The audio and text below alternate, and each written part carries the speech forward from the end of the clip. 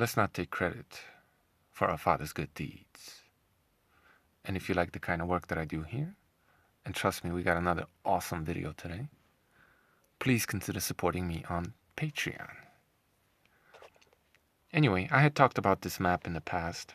Again, map in German, presumably created by the Germans of Europe in 476, no doubt created hundreds of years later, where the Germans tell you clearly who the Vandals and the Suebi are, right? They're Slavic people, just like in their chronicles, or at least in Helmut's chronicle. They admit to this. But somehow, now history has changed, somehow. Weird, right? In the intro to Helmut's chronicle, the translator admits that the Slavic people had settlements all the way in Spain. I guess the censorship board didn't allow him to say that they also had a settlement in North Africa, right? But it is what it is. And what it is censorship and rewriting history. So you have, once again, Germans telling you that East Germany used to be populated by the Suebi, who are the Slavic people, just like up until not that long ago. To this day, you have the descendants of the Vandals, or Suebi, or both, the Sorbs, who still have their own little area in East Germany. Anyway, Slavic people at some point subjugated a portion of North Africa, what today you would call, is considered Morocco, in part, right?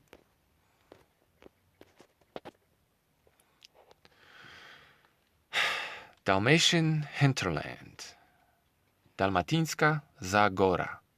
The name Zagora means beyond the hills, which is a reference to the fact that it is the part of Dalmatia that is not coastal.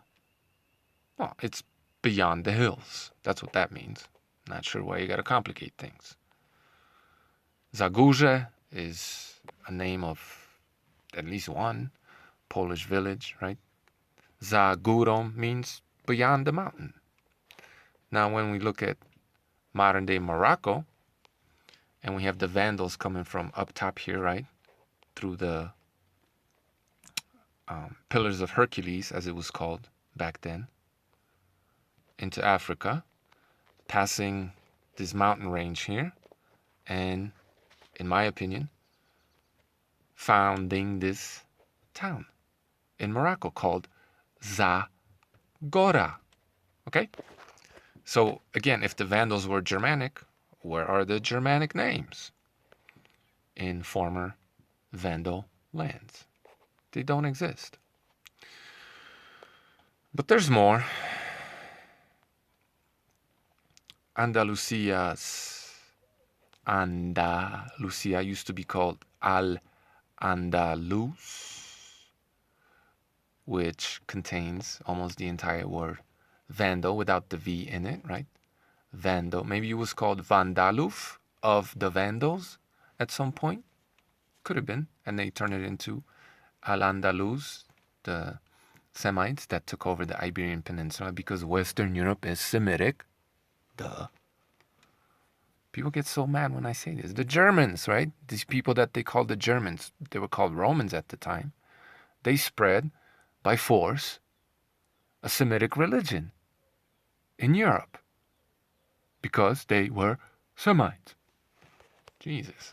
Logic is just so difficult to come by these days. Anyway, Andalusia's cork industry. If you find yourself traveling in Western Andalusia, blah, blah, blah, between the cork oak crop, they basically have world famous cork, oak cork industry in Spain. Originally, Andalusia's woodlands consisted mainly of mulberry trees which nurtured silkworms for the production of the region's famed silks. This process is known as sericulture and involved blah blah blah. The gradual transition from mulberry to cork oak is still something of a mystery. If you watched any of my previous videos, there are all these mysteries in Europe that aren't really that mysterious if you tell history correctly, right? But here we are. Another mystery. We don't know how they turned all these mulberry trees into forests, natural forests, into oak, cork oak forest. Huh. Some kind of a Darwinian battle it was, right? We talked about evolution and the nonsense that it is. Anyway, cork oak. Huh? Cork oak. Or oak cork. Let's go to Google Translate. How do you say cork ork in Polish? Kora dębu. Or oak bark, rather. I apologize. How do you say that in Russian? Kora dębu. Kora duba. Kora duba. There's this town in Andalusia called Cordoba. Cordoba. Kora dębu. What do the Italians say about Cordoba? Well, let's see. Cordoba. Etymology. Where did you get this name from? From Spanish Phoenician.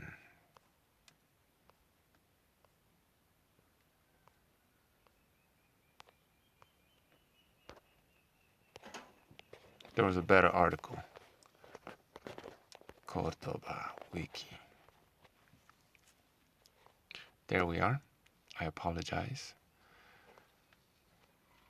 Cordoba in Vandal Lucia, Vandalus. The etymology of the word. They once again have few etymologies. The name Cordoba has attracted a number of fanciful explanations. One is that the Carthaginian general Almícar Barca, right? A pretty popular Spanish name, or so you think.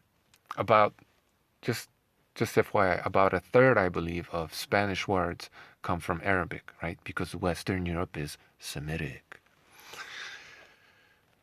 Amilcar Barca named the city Kart Yuba, meaning the city of Yuba, a Numidian commander who died in a battle nearby. They named the city after a dead guy. Maybe.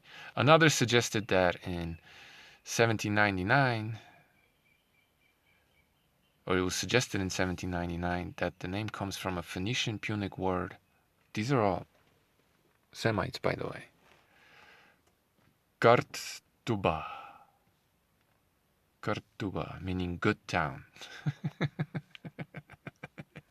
Modern scholarship has dismissed these suggestions, concluding that the word originated in Old Iberian, a language about which little is known today. We don't know anything about that language, right? Yeah, we do. We know some things. The second part of the name is the same as in the Iberian name, Sal Duba, right? Demba, Dembu, Duba, just as in Russian. Salt, right? That would be Spanish. Duba would be Slavic.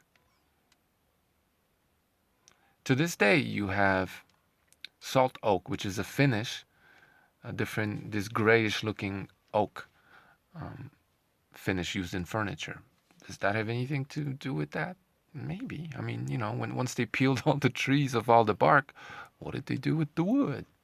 Oak wood is very hard and excellent for furniture making. Maybe. Maybe it refers to the salt of the sea and all the dembe, right, growing over there. Maybe. But Salduba is now known as Saragossa, which is another interesting one. And it's spelled Zaragoza. Could it perhaps have something to do with Zaguja? There's also a plant I'm not too committed to this one, called Rogoja. Cattail. This is a modern Polish word. Now, if there was some marshy land on the way to Salduba that had a bunch of these cattails growing, it would make sense for a Slavic-speaking people to say it's za rogozhem, za rogozha. I don't know. I'm not too committed to this one, but I'm fine with salt oak, old soap, oak salt. I'm fine with that one too. But I'm not saying Zaragoza is originally a Slavic name. But when you look at the etymology that they give you, the official one, once again, it's the Romans, right? It comes from Caesar Augusta, Zaragoza, Caesar Augusta. Yeah, I could see that.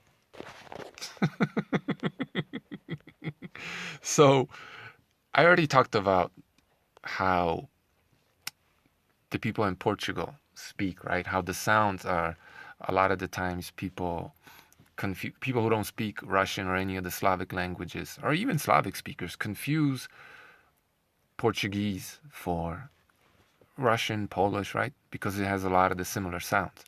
I talked about how there's a population in Portugal who uses the word God and they don't know what it means, right? I have a whole video on that.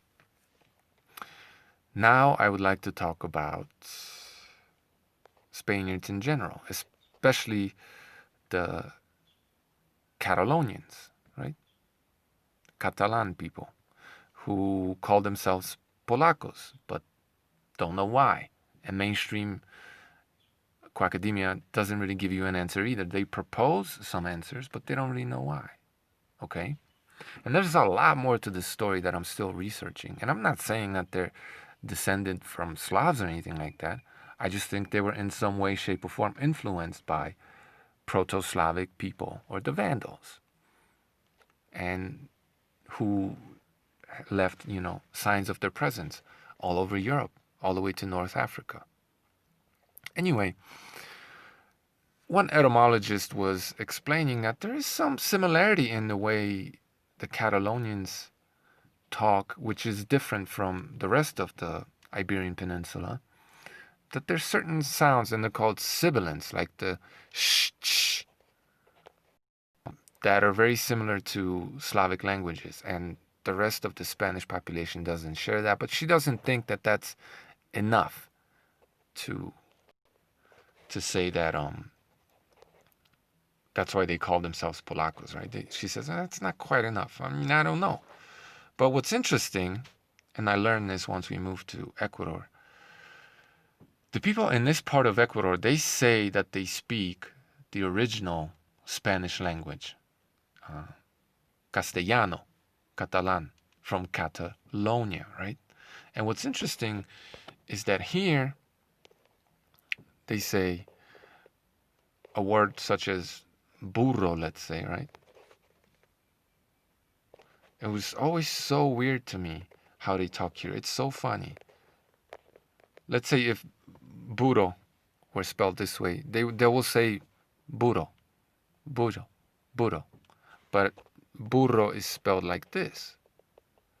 They will say this, bujo, bujo. Anytime there's double R, they say j, which in modern day Polish would be this. Bujo, right? We have a word. Buja, storm. Obviously the words aren't related, but you know, maybe at some point they were hearing this zh sound, and they turned the RR into RZ, or at least the way it sounds, right? What's Borjoi? Borjoi, dog breed, right? And I don't believe people in Spain talk like this anymore.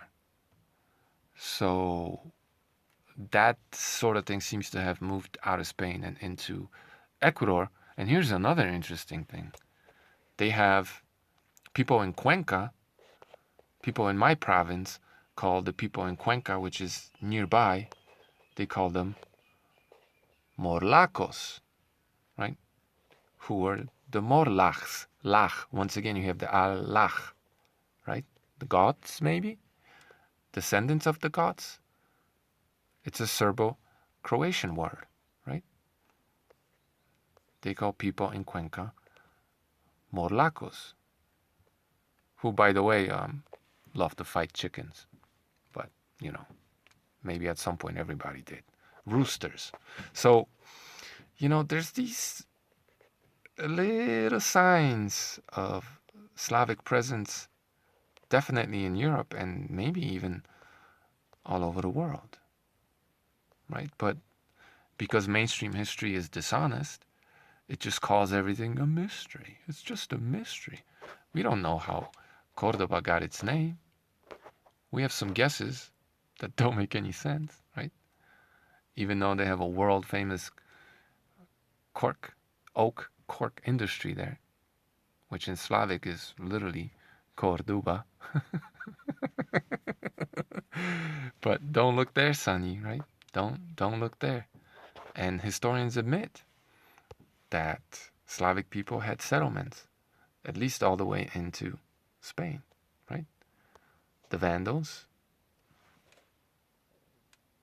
did they found that city or just renamed it? Maybe they just renamed it, right? Cordoba, the Vandals.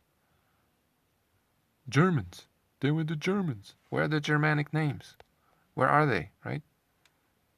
But hey, if you call everybody a German, and everybody is, or at least everybody that's somebody that holds all this land, then you get to justify, maybe, at least in your own retarded little head, you get to justify Germany's imperialist desires, right? Holy Roman Empire's imperialist desires. Because then you just say, oh, those were our lands. Those were always our lands. Look at this map that we made.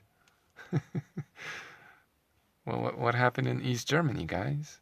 Why do you call the Swabby German when you used to be able to tell the truth? Oh, look, the Goths. The Goths are Slavic people. The Westgoths are. The Ostrogoths are Slaven. Look at this. Tells you right there. It tells you right there who they were. I don't know why we gotta make things so difficult. Anyway, that's my video. If you like my work, once again, feel free to support me on PayPal. And one last time, at least for now, let's not blame the son for his father's sins.